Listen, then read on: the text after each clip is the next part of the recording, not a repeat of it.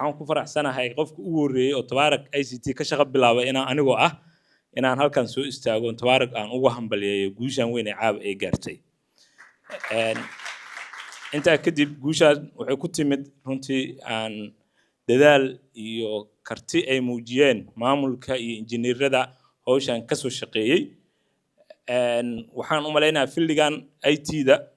muddo badan wuxuu iska ahaa ma aragtay filli gaabis ah oo aan aad loogu soo jeedin laakiin hadda noloshu wuxuu u noqday necessary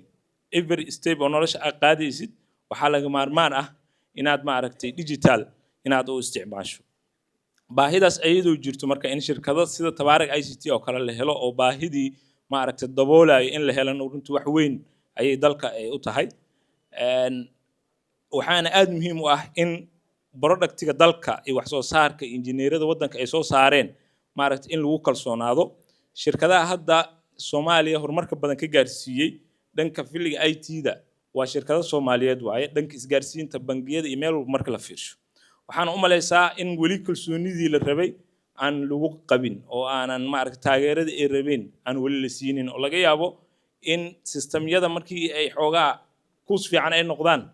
in shirkado kale oo ajnabi ah macnaha la raadinayo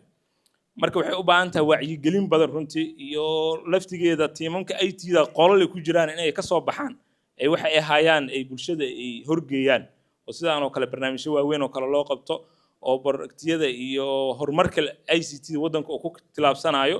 dadka la wadaago runtaas wax weyn ayay isoo kordhinay in aan la dhayalsanin waxaan xasuustaa systemyada ugu horeeyay oo Tabaarak aan sameynay waxaa kamid ahaa system inventory management system oo dukaamada iyo ay isticmaali kareen si ma aragtay inventory-gooda ay ku maamushaan juhdi badan aan systemka gelinay shirkad oo ma aragtay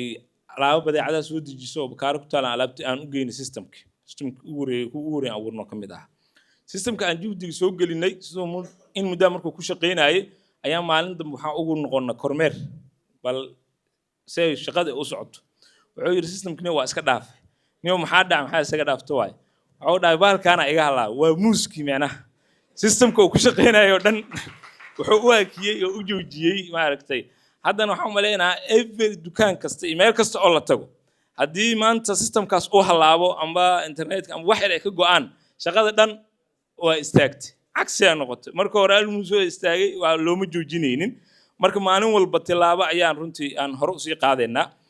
سوماليا نمركو لفيريو إيست أفريقيا أمبا أفريقيا أردن رنتي جانس يو وحاهي سنة إسندتك كليه سنين وأبولشدي إندتك أوجو بدن وعدلن يرو دلن يردن وعدتك ما عرفتي وقال كفي عن القبس كفي عن أوله تكنولوجيا ده مركو أساس في عن أو تهدلك ما عرفته إنه وكفى إذا استوب shirkadaha ku howlan filligan tiknoolajiyadana ay runtii balaariyaan in dadweynaha la siiyo wacyigelin badan in tababaro la siiyo koorsooyinkii online ah oo dadka ay ka faa'iideysan karaan oo free ah oo lagu barayo ma aragtay tiknoolajiyada loo fududeeyo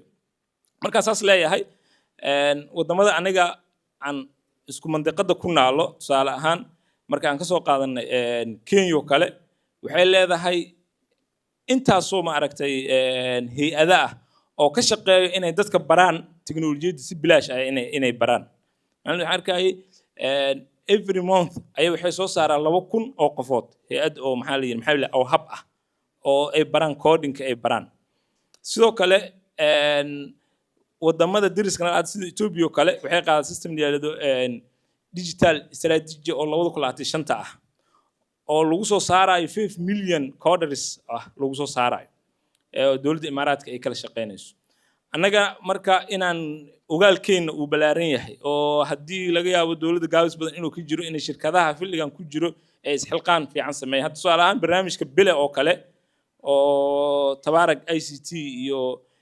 shirkado kale isla wadaan runtii wax weyn oo ahaa dhalinyarada badan ay soo saareen wadankii wax badan ayay u tareen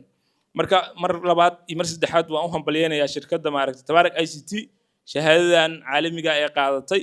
waxay wax badan gelinaysaa kalsooni in shirkadda iyo hawsha ay hayso ay tahay mid la isku haleyn karo aad ayaan u mahadsantahay. Assalaamu calaykum waraxmatullaahi wabarakaatuh.